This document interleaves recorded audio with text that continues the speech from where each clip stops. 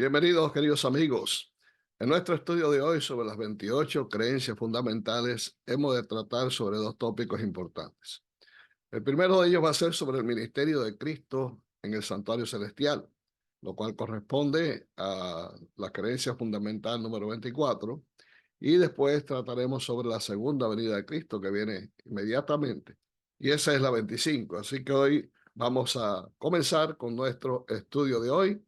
Le damos las gracias por estar aquí con nosotros para estudiar estos temas tan importantes. Leemos en Creencias Fundamentales, página 348. Hay un santuario en el cielo, el verdadero tabernáculo que el Señor erigió y no el hombre. En él ministra Cristo en favor de nosotros para poner a disposición de los creyentes los beneficios de su sacrificio expiatorio ofrecido una vez y para siempre en la cruz. Cristo llegó a ser nuestro gran sumo sacerdote y comenzó su ministerio intercesor en ocasión de su ascensión. En 1844, al concluir el periodo profético de los 2300 días, inició la segunda y última fase de su ministerio expiatorio. Esta obra es un juicio investigador que forma parte de la eliminación definitiva del pecado, prefigurada por la purificación del antiguo santuario hebreo en el día de la expiación. Quiero decirles, al comenzar este estudio, que el santuario celestial y el ministerio de Cristo en el santuario celestial es la columna principal del movimiento adventista, del doctrinario de la iglesia adventista. Si no existiera esa doctrina, todas las demás se desmoronarían, porque lo más importante en medio de todas las 28 creencias fundamentales es que Cristo es nuestro intercesor que está mediando por nosotros en el santuario celestial para perdón de pecados y también para santificación.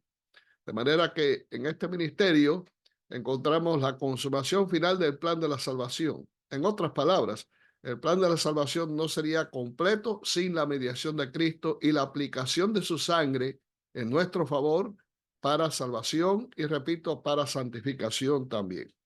Pero algunos se preguntan, ¿santuario en el cielo? ¿Qué evidencias tenemos acerca de eso? La Biblia es clara. En Hebreos capítulo 8, versículos 1 y 2, Pablo nos dice: ahora bien, el punto principal de lo que venimos diciendo es que tenemos tal sumo sacerdote, el cual se sentó a la diestra del trono de la majestad de los cielos, ministro del santuario y de aquel verdadero tabernáculo que levantó el Señor y no el hombre.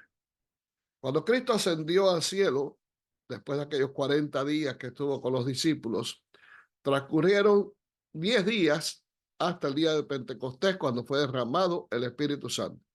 Durante esos 10 días fue la entronización de Cristo en el santuario celestial. Ahí, ante la presencia del Padre, Cristo comenzó la mediación en favor de todos nosotros. Una mediación que se desarrollaría en dos partes. Primeramente, la parte en la cual Cristo iniciaría su ministerio, es la que va desde el momento de su ascensión al cielo hasta el año 1844. La fecha es el 22 de octubre de 1844, cumpliendo la profecía de Daniel 8:14. Hasta 2300 días, luego el santuario será purificado. A partir de esa fecha, entonces viene la otra parte que es prefigurada en el rito típico. Ahí está el Levítico 16, que era el gran Yom Kippur, o el día de expiación. Es la purificación del santuario. O sea, Cristo está a partir de esa fecha, ha estado mediando por nosotros y el santuario está siendo purificado de todos los pecados que el pueblo de Dios ha cometido, hasta que finalmente concluya. Y de esa forma, al concluir, Cristo vendrá nuevamente por su pueblo. En Apocalipsis capítulo 11, versículo 19, nos dice que el templo de Dios fue abierto en el cielo y el arca de su pacto se veía en el templo. En esta visión que Juan recibió allí en Patmos, él pudo contemplar un templo en el cielo y vio el arca del pacto que estaba en el templo. O sea, el lugar que fue abierto indudablemente es el que corresponde al lugar santísimo en el santuario terrenal. Y en el templo del cielo, pues Juan pudo contemplar esta arca en el lugar santísimo. De manera que hay un santuario en el cielo. Recuerden lo que Dios le dijo a Moisés. Él le dio un modelo y le dijo a Moisés, haz todo conforme al modelo que te fue mostrado en el monte. ¿De dónde fue tomado ese modelo? Indudablemente del santuario celestial, el santuario que fue creado en la tierra, que fue el tabernáculo en el desierto en su primera manifestación, sencillamente fue una parábola de lo que existe en el cielo. ¿Cómo es el santuario en el cielo? Bueno, no tenemos mucha idea acerca de eso, pero sí, el Apocalipsis nos habla que es tan grande que caben millones y millones de ángeles y también de representantes de los demás mundos entran en ese santuario. No tenemos ni remota idea de cuál es la dimensión de ese santuario, pero indudablemente es, es extraordinariamente grande. Ahora bien, la fase del ministerio de Cristo, ilustrada por el santuario terrenal, son importantes en el estudio de hoy. La primera de esas fases es que Cristo es un sacrificio sustitutivo. Hebreos capítulo 9, Pablo nos dice, y casi todo es purificado según la ley con sangre, y sin derramamiento de sangre no se hace remisión. Fue pues necesario que la figura de las cosas celestiales fuesen purificadas así, pero las cosas celestiales mismas con mejores sacrificios que esto. Recordemos el rito típico. El corderito era símbolo de Cristo y su sangre era la que se usaba para expiar los pecados del oferente.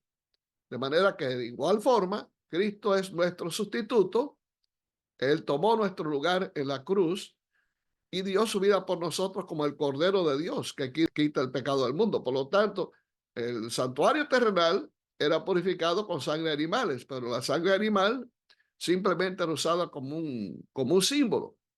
No así la sangre de Cristo. La sangre de Cristo es perfecta.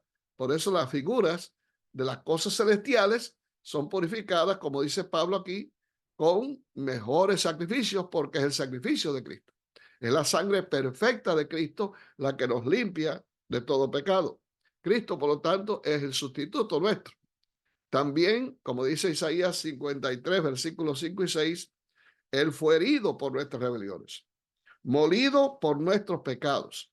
El castigo de nuestra paz fue sobre él y por su llaga fuimos nosotros curados. Miramos que Isaías está hablando aquí de sustitución. Él tomó nuestro lugar, él cargó con el peso de nuestros pecados, él sufrió el castigo por causa de nosotros y gracias a eso fuimos curados del pecado. Todos nosotros, continúa diciendo el profeta, nos descarriamos como ovejas, cada cual se apartó por su camino, mas Jehová cargó en él el pecado de todos nosotros. En una manera didáctica, el pueblo hebreo recibía constantemente estas lecciones cada vez que traían un corderito para ser sacrificado en expiación por los pecados del que lo había cometido. De manera que en ese tipo de libro abierto ellos podían aprender exactamente lo que un día habría de ocurrir cuando Cristo viniera a este mundo. Él cargaría también con nuestros pecados para expiarlos en la cruz del Calvario. Por eso es importante que a través del estudio del santuario podamos comprender exactamente la obra, el ministerio y el sacrificio de Cristo realizado por nosotros. Otra función específica del estudio del santuario es que él nos enseña acerca de la mediación sacerdotal. En el rito típico, el sacerdote era el que mediaba para llevar al oferente, al pecador, delante del Señor. Él era el que tomaba la sangre del corderito que había sido sacrificado por la propia mano del pecador y lo introducía en el santuario, asperjaba con esa sangre en dirección al velo, de manera que de esa forma, figurativamente, los pecados iban desde el pecador en sí al santuario, mediante la sangre del cordero. Así igualmente, nuestros pecados, cuando son confesados y nos arrepentimos sinceramente de ellos, pasan al santuario celestial. Durante todo ese periodo que llegó hasta 1844, todos esos pecados fueron acumulándose en el santuario celestial y a partir de 1844, entonces comienza la obra de purificación del santuario celestial en sí.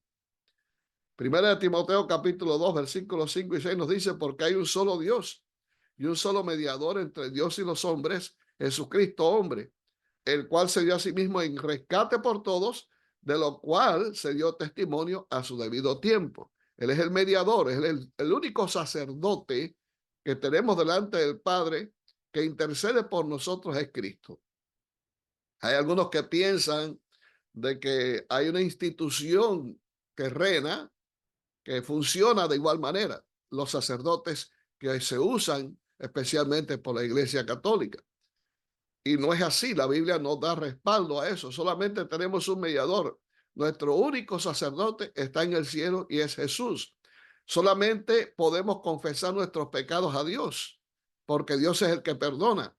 Nosotros no tenemos que confesar pecados a ningún mediante terrenal, porque eso no es bíblico.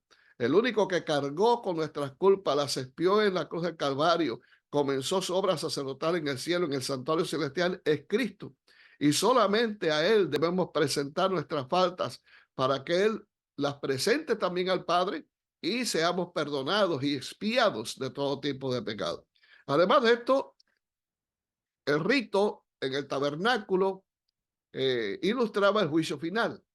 Como te mencioné hace un momento, el capítulo 16 de Levítico nos presenta toda la ceremonia que se realizaba en ese día, el día del juicio o el Yom Kippur. Y entre las cosas que se hacían, como te menciona aquí Levítico, dice: después degollará el macho cabrío en expiación por el pecado del pueblo y llevará la sangre detrás del velo adentro y hará de la sangre como hizo con la sangre del becerro y la esparcirá sobre el propiciatorio y delante del propiciatorio. Así purificará el santuario a causa de las impurezas de los hijos de Israel, de sus rebeliones y de todos sus pecados. De la misma manera hará también al tabernáculo de reunión, el cual reside entre ellos en medio de sus impurezas. En ese día el pueblo se preparaba espiritualmente. Con contrición de espíritu confesaban sus pecados y toda la congregación, desde el más pequeño hasta el más adulto, se congregaba, valga la redundancia, frente al santuario. Ellos estaban expectantes de lo que habría de ocurrir allí. Si esto no se hacía, si alguno no lo hacía, podía ser cortado de su pueblo. De manera que todo el pueblo venía con reverencia ante Dios, porque ese día el pueblo habría de ser juzgado. Se presentaban dos machos cabríos y se echaba suerte sobre ellos. Uno de ellos salía por Azazel, que es una representación de Satanás, y el otro pues salía por Jehová. Ese, que es el que aparece aquí en estos pasajes, era el que era ofrecido en favor del pueblo, y mediante su sangre todos los pecados del pueblo habrían de ser purificados. Esta era la única vez que el sumo sacerdote entraba detrás del velo, o sea, detrás del velo que separaba el lugar santo del lugar santísimo. Pasaba al lugar santísimo y allí él derramaba esa sangre, esparciéndola sobre el propiciatorio, que era la tapa que cubría esa arca donde se encontraba la ley de Dios, purificando ese mueble, y también después salía, purificaba el lugar santo, y ya finalmente cuando el sacerdote salía, todo el santuario había quedado purificado. Ya el pueblo de Israel había recibido perdón absoluta de todos sus pecados. Pero tengamos en cuenta que esta ceremonia era simplemente un símbolo, era una parábola de lo que habría de venir. Como después el apóstol Pablo enseñaba que todo aquello era sombra de los bienes venideros. Cuando Cristo muere en la cruz del Calvario, finalmente se cumple parte de la enseñanza que el pueblo de Israel recibía a través del tabernáculo, del rito que se realizaba allí. Pero faltaba la otra parte, que era la mediación de Cristo en el santuario celestial. Y esencialmente lo que está definiendo aquí también la purificación del santuario en sí, que comenzaría a partir del 22 de octubre, como ya les dije, del año 1844, conforme a la profecía de Daniel capítulo 8 y versículo 14. Una vez que terminaba este rito, el sacerdote venía, ponía sus manos sobre el macho cabrío por Azazel y confesaba sobre él los pecados que habían sido expiados en el santuario. De manera que eran transferidos finalmente a este macho cabrío, y después un hombre lo llevaba a un lugar desierto donde era dejado allí y allí moría. Esto representaba lo que va a ocurrir al final del tiempo, cuando ya después del milenario Cristo va a depositar todos los pecados que han sido expiados al pueblo de Dios sobre Satanás para que él mismo cargue con ellos en el momento de su destrucción y el pecado será erradicado definitivamente para siempre del universo. Hebreos 9:23, Pablo, reitero este pensamiento de Hebreos 9, nos dice que fue pues necesario que la figura de las cosas celestiales fuesen purificadas así, pero las cosas celestiales mismas con mejores sacrificios que estos. Ahora bien, ¿qué papel desempeña Jesús en nuestro favor? Primera de Juan capítulo 2, versículos 1 al 2 dice, hijitos míos, estas cosas os escribo para que no pequéis. Y si alguno hubiere pecado, abogado tenemos para con el Padre a Jesucristo el justo. Y Él es la propiciación por nuestros pecados. Y no solamente por los nuestros, sino también por los de todo el mundo. Muy importante esta declaración del apóstol Juan. Se nos presenta que Cristo es nuestro único abogado. El único que puede mediar entre el Padre y nosotros es Cristo. Nuestros pecados son llevados a Jesús mediante la confesión. Y cuando Cristo se presenta delante del Padre, Él reclama los méritos de su sangre para que sean aplicados de manera que todos seamos emblanquecidos y limpiados completamente de nuestras faltas. Al ocurrir esto, el Padre finalmente nos declara justos. Aparecemos delante de Dios como si nunca hubiéramos pecado.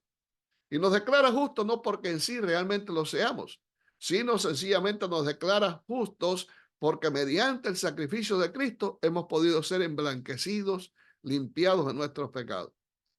Por eso es que Juan dice que Él es la propiciación, es el Cordero de Dios que toma nuestro lugar y mediante ese sacrificio quita el pecado de todo el mundo. O sea que el sacrificio de Cristo es válido para todos, no para una clase específica, no para un pueblo específico. Cristo murió por todos y todos aquellos que necesitan perdón pueden ser perdonados y expiados mediante el sacrificio de Cristo. Por eso yo te invito a venir a Jesús, no importa cuántos pecados hayas cometido, no importa qué tipo de pecado hayas cometido, siempre vas a encontrar perdón en Jesús. Ven a Jesús con tu carga. Ven a Jesús con todo ese fardo de pecado que tienes sobre tus hombros y deposítalo sobre los hombros de Él. Y pide perdón, solicita perdón y el Señor en su gran misericordia te limpiará de todo pecado y serás declarado justo para honra y gloria de su nombre. Ahora bien, ¿qué sucederá cuando Cristo concluya su ministerio en el santuario celestial? Apocalipsis capítulo 22 tiene una declaración impresionante. Y me dijo, no selle las palabras de la profecía de este libro, porque el tiempo está cerca. El que es injusto, sea injusto todavía. Y el que es inmundo, sea inmundo todavía. Y el que es justo, practique la justicia todavía. Y el que es santo, santifíquese todavía. He aquí yo vengo pronto y mi galardón conmigo para recompensar a cada uno según sea su obra. Una vez que Cristo concluya su ministerio en el santuario celestial, se promulgará un decreto. El mismo Señor promulgará un decreto. Y en ese decreto declarará que ya todos los casos han sido sellados o bien para vida eterna o bien para muerte eterna. Quiero recalcar algo. No hay segundas oportunidades después que Cristo concluya su ministerio en el santuario celestial. No hay segundas oportunidades. Lo que no se hizo antes no podrá hacerse después. Una vez que se cierre la gracia, una vez que Cristo haya ofrecido ya en esos momentos la última oración delante del Padre para expiación de pecados y se levante del juicio para tomar las ropas que ha de usar para venir como Rey de Reyes y Señor de Señores a buscar a su pueblo, mira, ya no habrá más oportunidad. Hoy es el día aceptable. Todavía hoy recibe Dios a los pecadores. Hoy es el día de salvación. Hoy todavía tú puedes venir a Jesús y pedir perdón por tus faltas y tus pecados y el Señor te perdona, pero llegará un momento en que eso no va a suceder más. No tenemos idea cuándo va a ser. No hay una explicación bíblica de una fecha en que eso va a ocurrir. Sabemos cuándo comenzó el juicio investigador, pero no sabemos cuándo va a concluir. Por eso es tan importante estar al día con el Señor y cada día pedir perdón por nuestras faltas y pecados, porque si acaso descansamos, o sea, que podamos morir, o sencillamente que Cristo concluya su ministerio en el santuario celestial, podamos estar entonces entre los salvados. La segunda venida de Cristo, por lo tanto, es lo que continúa. Una vez que Cristo concluya su ministerio en el santuario celestial, viene entonces a buscar a su pueblo. La segunda venida de Cristo es la bienaventurada esperanza de la iglesia, la gran culminación del evangelio. La venida del Salvador será literal, personal, visible y de alcance mundial. Cuando el Señor regrese, los justos muertos resucitarán y junto con los justos que estén vivos serán glorificados y llevados al cielo, pero los impíos morirán. ¿Cuál fue la promesa, pregunto, que Jesús hizo a sus discípulos antes de su partida? Jesús les dijo: no se turbe vuestro corazón. Creéis en Dios, creed también en mí. En la casa de mi Padre muchas moradas hay. Si así no fuera, yo os lo hubiera dicho. Voy pues a preparar lugar para vosotros, y si me fuere y os preparar el lugar, vendré otra vez y os tomaré a mí mismo, para que donde yo estoy, vosotros también estéis. Si alguien te preguntara por la calle, ¿por qué crees que Jesús viene? En mi caso, yo diría porque Él me lo prometió. Y yo sé que Jesús no miente. Como Él es Dios, Dios nunca miente. Por lo tanto, yo estoy seguro que Él va a cumplir esa promesa. Él cumplió la primera parte.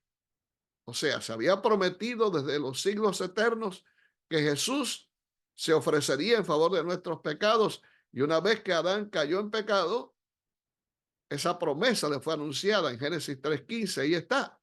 Y a lo largo de los siglos fue confirmada a los patriarcas mediante los profetas. Así que hay dos fases, que es la primera venida de Cristo, que fue anunciada por los profetas y que se cumplió a su debido tiempo, como dice Gálatas 4:4, y la segunda fase es su segundo regreso. Si se cumplió la primera, ¿qué razones tengo yo para dudar de que no se va a cumplir la segunda? O sea, vamos a decirlo de esta manera, el hecho de que Jesús viniera la primera vez y viviera en este mundo y muriera por mí es la garantía de que va a venir la segunda vez. Él prometió que habría de venir y estoy completamente seguro de que Él vendrá. Por eso esta es la razón más importante que yo tengo. Yo diría la razón fundamental de que Jesús va a venir nuevamente. ¿Cómo será? Esta es otra pregunta. La segunda venida de Cristo. Alguna gente pues hace conjeturas acerca de esto. Algunos piensan que Jesús va a venir en una forma espiritual, que solamente va a ser visto por algunos. Otros piensan que cuando Jesús venga va a ocurrir un rapto secreto en el cual serán elevados a estar con Él los que ya estén preparados y el resto quedará en la tierra como una segunda oportunidad. Ya hemos visto que no va a haber segundas oportunidades después que concluya el juicio en el santuario celestial. Pero lo cierto es que la Biblia nos dice algo muy interesante. Jesús mismo dijo: como el relámpago que sale del oriente y se muestra hasta el occidente, así será también la venida del Hijo del Hombre. Quiere decir que de la misma manera que el relámpago, la luz del relámpago es tan grande, es tan brillante, que no hay forma de que tú te puedas esconder de ella. Aunque te metas dentro de una casa y cierres las puertas, siempre por algún intersticio, por alguna rendija, se mete esa luz brillante. Y vemos que el relámpago cruza de un lugar al otro y todo el mundo lo ve. Bueno, de esa misma forma vendrá Jesús. O sea, metafóricamente Jesús está diciendo que su venida será visible en todas partes. Y dice más: entonces aparecerá la señal del Hijo del Hombre en el cielo. La pregunta es, ¿qué será esta señal?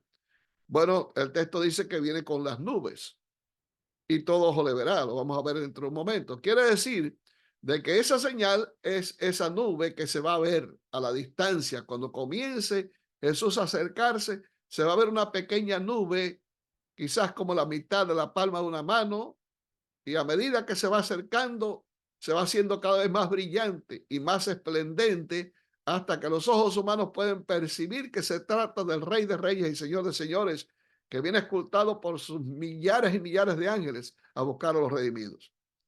Pero habrá también, en medio de la alegría y del gozo de los que están viendo a Jesús venir ya en liberación de su pueblo, habrá otro cuadro más triste y más doloroso.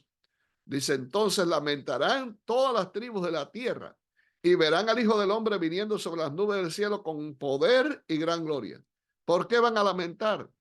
Estaban confundidos, Satanás los confundió, estaban equivocados totalmente y se van a dar cuenta realmente de la verdad. Y ya es tarde. ¿Por qué van a lamentar? Porque saben que no hay una segunda oportunidad. Así que el que te diga a ti que hay una segunda oportunidad, eso es puro cuento. Primeramente, la venida de Cristo será visible. Todo el mundo le va a ver.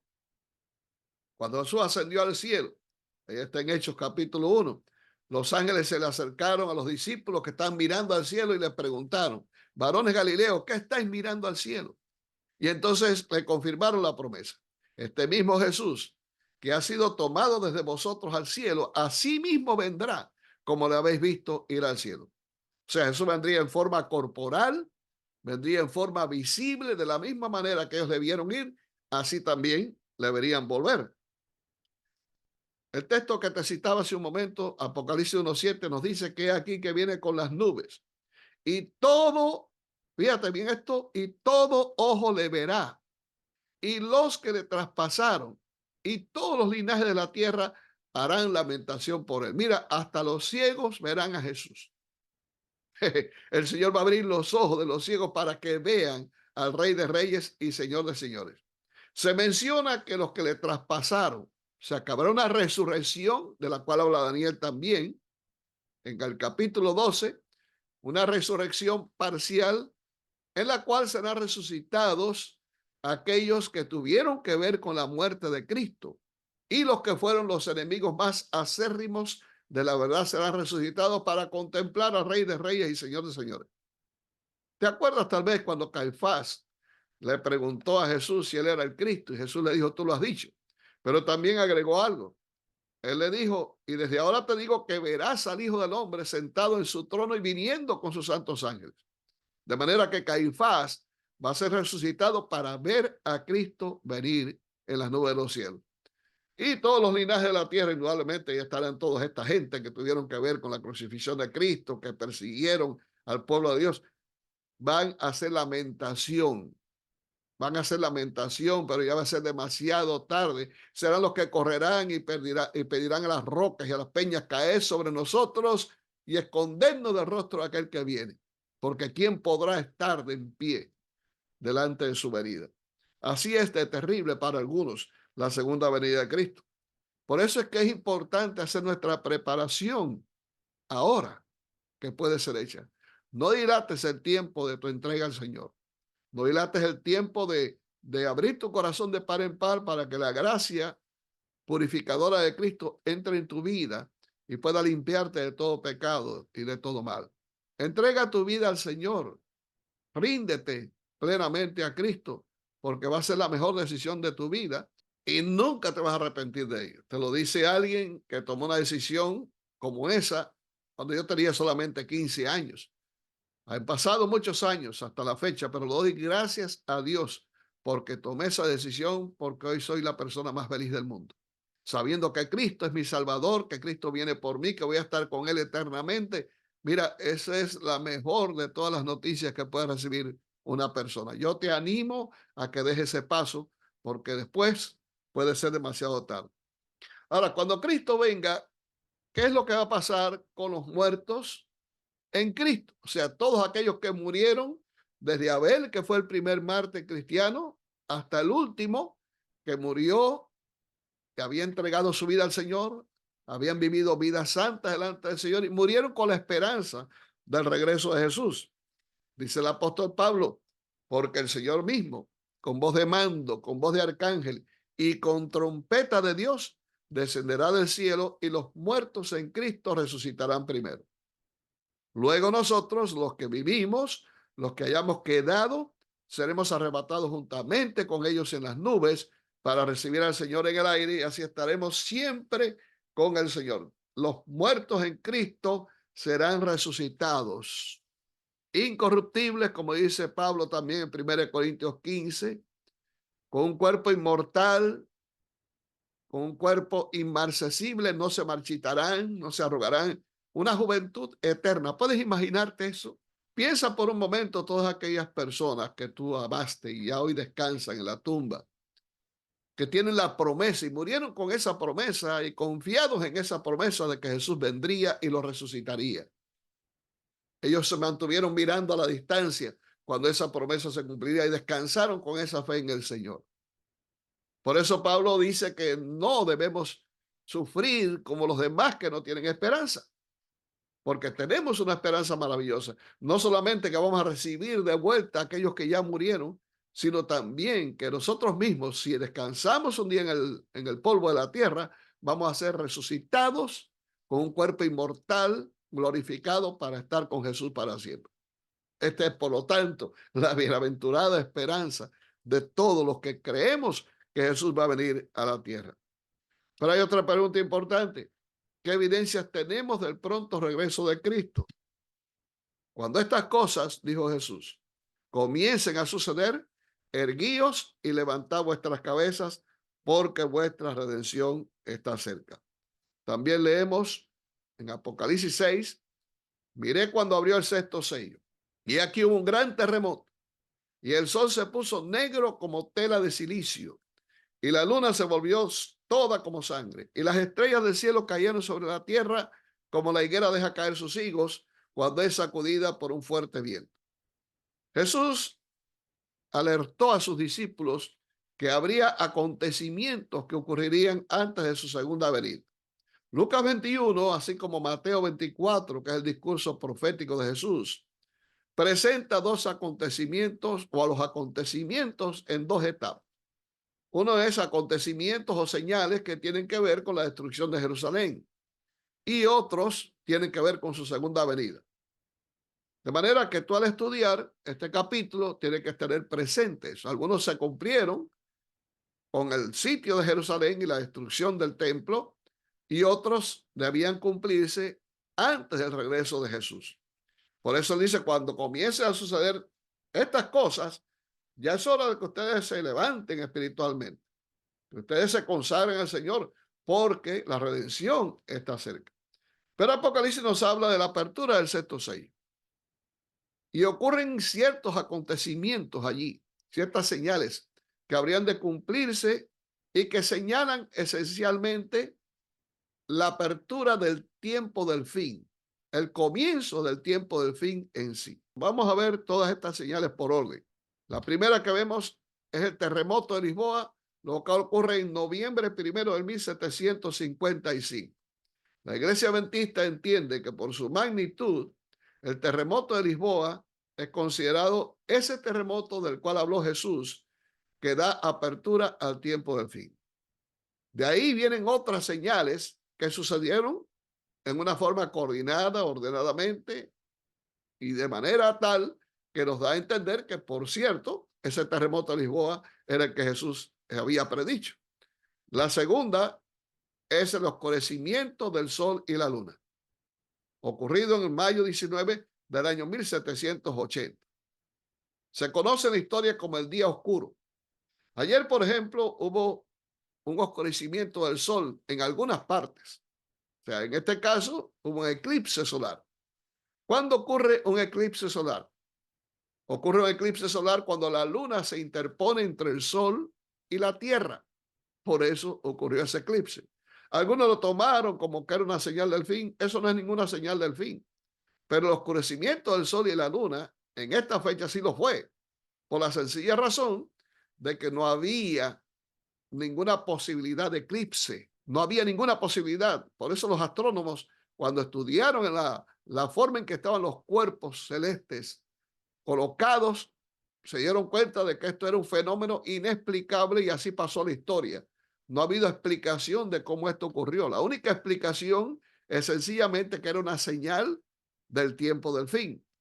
De ahí vino entonces la gran caída de estrellas. Fíjense que todo es cronológicamente al texto de Apocalipsis.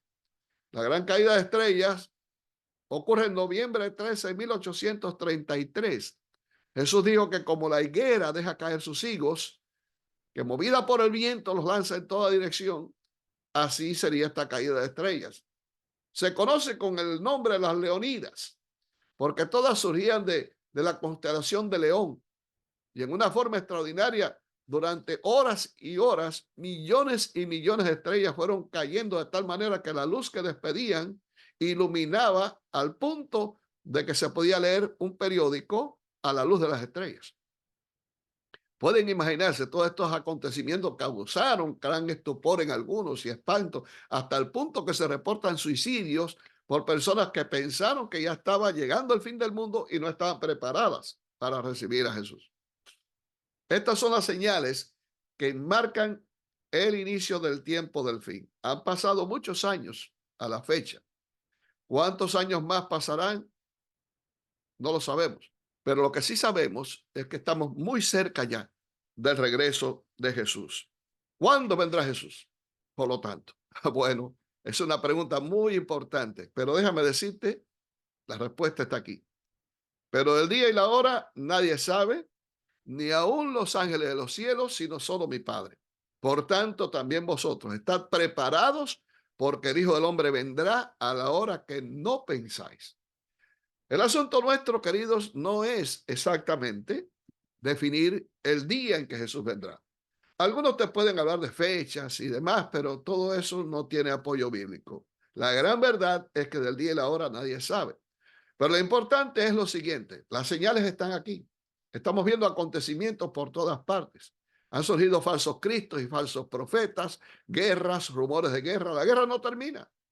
Guerra en Ucrania, guerra ya en la franja de Gaza, y el mundo vive una expectante zozobra por las cosas que están ocurriendo. Los hombres se están secando a causa del temor y de la expectación de las cosas que están ocurriendo en este mundo. ¿Y quieres una evidencia más grande entonces para pensar que Jesús está a las puertas? Ahora bien, hay una señal que es importante. Mateo 24:14 dice, será predicado este evangelio del reino en todo el mundo por testimonio a todas las naciones y entonces vendrá el fin. Déjame decirte una noticia. Hoy el evangelio está siendo predicado a todo el mundo. No está diciendo el texto que se convertirá a todo el mundo, sino que el evangelio será predicado. Y a través de las redes sociales, por ejemplo, ahora mismo, a través de YouTube, a través de Facebook, este mensaje está entrando en tantos países y en tantos lugares de toda persona que lo pueda pulsar y pueda oírlo, por lo menos en el ambiente hispano. Pero hay otros en inglés, en chino, en japonés, en cualquier idioma que están predicando el evangelio y eso está llegando a todo el mundo también. De manera que hoy en día una sola persona puede ser escuchado en cientos de países y millones de personas pueden escucharlo al mismo tiempo. Así que esta profecía está prácticamente en cierne, está a punto de cumplirse. Dijo Jesús, cuando el evangelio sea predicado a todo el mundo, entonces vendrá el fin. Los acontecimientos finales van a ser rápidos. Estamos seguros de eso. De manera que, como la profecía indica, estos tiempos van a ser acortados para que Cristo venga pronto. Debes estar preparado, debemos estar preparados. Te invito a buscar a Jesús de todo corazón, entrégale tu vida a Él y pídele perdón por todos tus pecados a Dios. Y finalmente, prepárate, entrega todo tu tiempo, todos tus talentos al servicio del Señor. Bautízate en el nombre del Padre, el Hijo y el Espíritu Santo para que formes parte de la iglesia de Dios y finalmente estés entre los redimidos. Dios te bendiga, que Dios te guarde, es mi deseo y oración y nos vemos en la próxima oportunidad.